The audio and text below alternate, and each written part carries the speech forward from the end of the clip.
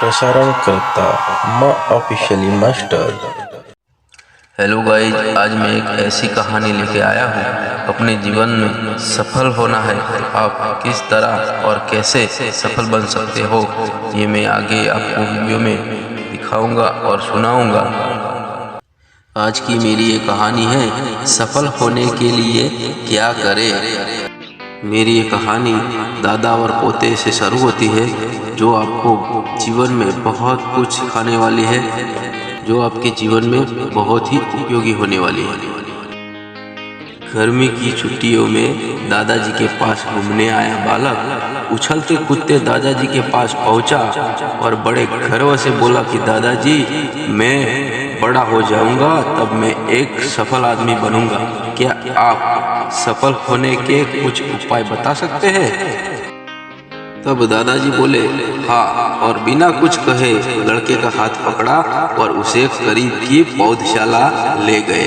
वह जाकर दादाजी ने छोटे छोटे 2 पौधे खरीदे और घर वापस आ गए। घर वापस आके उन्होंने एक छोटा सा पौधा गमले में लगाकर घर में लगा दिया और दूसरे को बाहर लगा दिया। दादाजी ने लड़के से पूछा। लड़का कुछ समय तक सोचते रहा और फिर बोला, घर के अंदर वाला पौधा ज्यादा सफल होगा, क्योंकि वो हर एक खतरे में सुरक्षित है, जबकि बाहर वाले पौधे को तेज धूप, आंधी, पानी और जानवरों से भी खतरा है। दादाजी बोले, चलो देखते हैं आगे क्या होता है, और वह अखबार उठाकर पढ़ने लगे। दादाजी दोनों पौधों पर ज्यादा ध्यान देते रहे और समय बीतता गया। फिर वो लड़का 3 से 4 साल बाद एक बार फिर वह लड़का अपने माता पिता के साथ गांव घूमने आया। तब अपने दादाजी को देखा तो देखते ही बोला, दादाजी, पिछली बार मैंने आपसे सफल होने के कुछ उपाय मांगे थे, पर आपने तो कुछ भी नहीं बताया, पर इस बार आपको कुछ बताना ही होगा। दादाजी मुस्कुराए और लड़के को उस जगह ले गए जहां उन्होंने गमले में पौधा लगाया था। अब वह पौधा एक पेड़ में बदल चुका था। लड़का बोला, देखा दादाजी, मैंने कहा था ना कि ये वाला पौधा ज्यादा सफल होगा।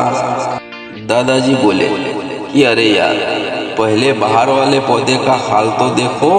और ये कहते हुए दादाजी लड़के को बाहर ले गए। बाहर एक विशाल पेड़ गर्व से खड़ा था। उसकी शाखाएं दूर तक फैली हुई थी और उसके छांव में खड़े राहगीर आराम से बातें कर रहे थे।